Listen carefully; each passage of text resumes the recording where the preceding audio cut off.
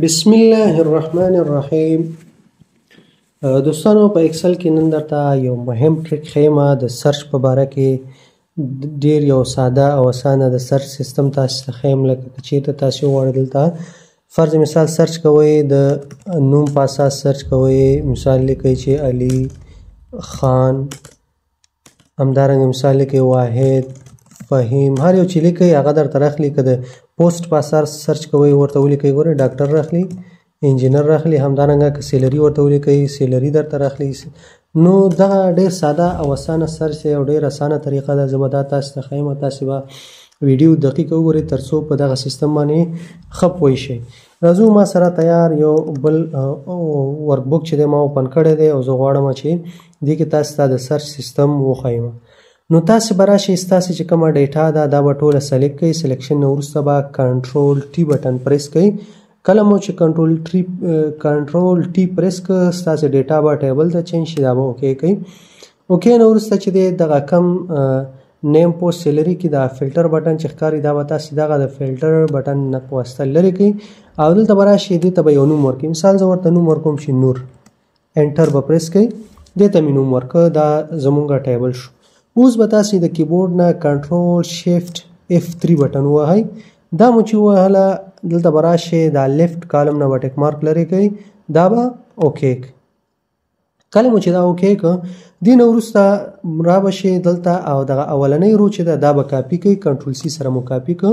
راځو شیټ دویم ته یا بل شیټ چې هر څو شیټ کې تاسې اچوئ یو شیټ به انتخاب کړئ، هغې کې به پیسټ کړو کنټرول V سره.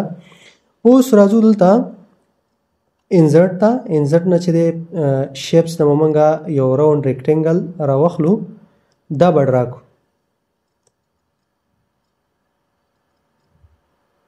دا مو چې ډرا کړه د دې ډیزاین ته راشئ سټایل ته او یو سټایل ورته انتخاب کړئ. دې نه وروسته به تاسې راشئ ډیولپر ټایپ ته. ګورئ کله که تاسې سره نه و فایل ته راځئ، فایل نه وروسته چې دی اپشنز ته راځئ.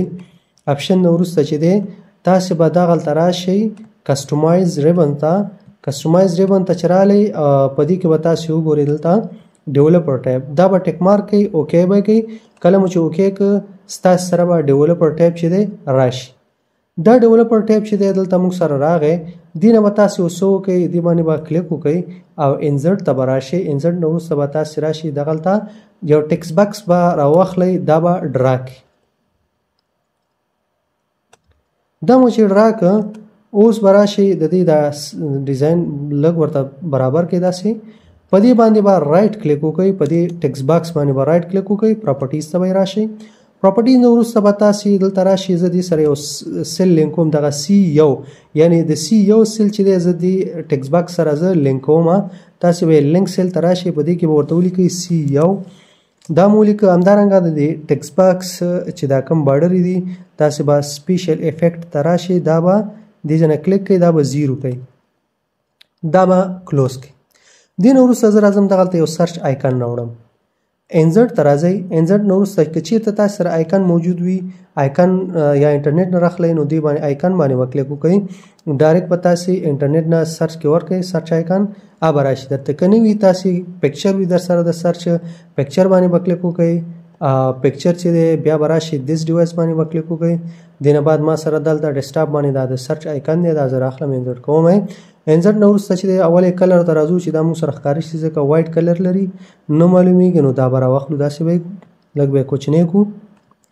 دې نه وروسته چې دی دا به روټیټ کړو دې طرف ته او را به وړو دلته به یې مونږ برابر کړو، لږ به یې سایز کوچنی کړو چې داسې معلوم شي. صحیح منظم به یې دلته کېږدئ. کله مو چې کېښوده اوس راځو دلته دا ډیولپر ته به تاسې بیا لاړ شئ، دغه ډیزاین موډ چې تاسې ته ښکاري دا ډیزاین موډ به ختم کړئ. اوس تاسې به ایکول ولیکئ، فلټر ټیب به ووهئ. دې ځای نه چې دی مونږ ټیبل ته نوم ورکړی و د نور په نوم باندې، ګورئ دا زمونږ ټیبل راغی. ټیب به ووهئ، کامه، بیا به ولیکئ ایز نمبر، ټیب ووهه. اوس ورته لیکو سرچ.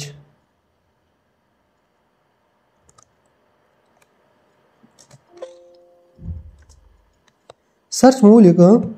دې نه وروسته چې دی تاسو ته د سکرین باندې ګورئ دا ښکاري کوډ، تاسې به په همدې طریقه ولیکئ. سرچ نه وروسته موږ د C1 سیل چې دا لینک کړی و C1 مو ولیکه دې پسې به F4 ووهئ چې دا لاک شي. بیا به راشئ کاما. اوس موږ د نیم په اساس سرچ کوو. دلته ورته لیکو چې نیم. تاسې ګورئ دلته نیم راغی ورته کې ټیب به ووهئ. بیا چې دی دې پسې به تاسې قوسونه بند کړئ. صحیح شو. قوس مو چې بند کړ کاما تاسې ګورئ دلته FMT که پیدا نه شو یو میسج ورکوئ.